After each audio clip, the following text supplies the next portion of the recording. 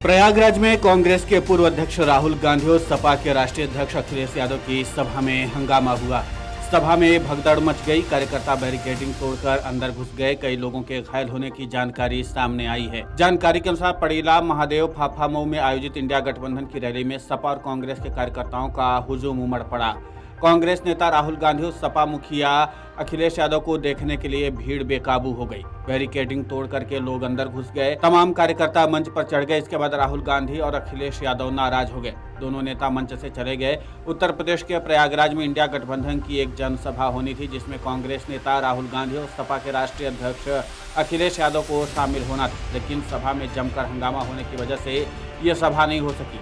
इस दौरान भीड़ बेकाबू हो गई। भीड़ ने मंच के आसपास लगाए गए बैरिकेडिंग को तोड़ दिया। इस दौरान रैली स्थल पर जमकर भगदड़ जैसा माहौल देखने को मिला। दोनों नेताओं के पहुंचते ही कार्यकर्ता बेकाबू हो गए और नेताओं के मंच तक पहुंच गए। हंगामा इतना जबरदस्त हुआ कि राहुल गांधी और अखिलेश यादव बिना भाषण दिए ही मौके से निकल गए।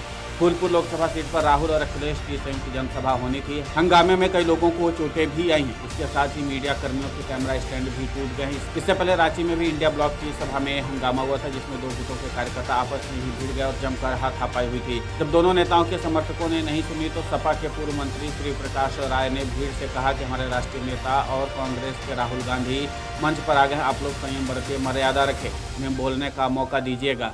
भीड़ ने उनकी भी एक नहीं सुनी। ये देख करके अखिलेश यादव नाराज हो गए। अखिलेश उठे और मंच से जाने लगे। मंच पर मौजूद नेताओं ने अखिलेश को रोकने की कोशिश की, लेकिन वो इतना नाराज हो गए कि मंच के पीछे बने हेलीपैड की तरफ चल पड़े। अखिलेश के साथ राहुल गांधी भी मंच से उतर आए। दोनों नेता रैली को बिना संबोधित किए ही मंच छोड़कर हेलीकॉप्टर से रवाना हो गए। अखिलेश और राहुल प्रयागराज में कांग्रेस प्रत्याशी उज्ज्वल रमण सिंह के लिए प्रचार करने के लिए पहुंचे थे। यहाँ से भाजपा ने केसरीनाथ त्रिपाठी के बेटे नीरज त्रिपाठी को चुनावी मैदान में उतारा है। सपा के एमएलसी डॉक्टर मान सिंह यादव ने कहा, विशाल जन सैलाब को देखकर के भाजपा के होश ठिकाने लग गए। इसी साजिश और उनकी मिलीभगत के तहत यहाँ फोर्स की व्यवस्था नहीं की गई, इस वजह से अव्यवस्था हुई है। वहीं आज रविवार को केंद्रीय गृह मंत्री अमित शाह ने भी प्रयागराज में एक रैली को संबोधित किया। इस दौरान उन्होंने कहा कि जो लोग देश में एक मजबूत प्रधानमंत्री चाहते हैं, उन्हें कमल का बटन दबा करके पीएम मोदी के हाथों को मजबूत करना चाहिए।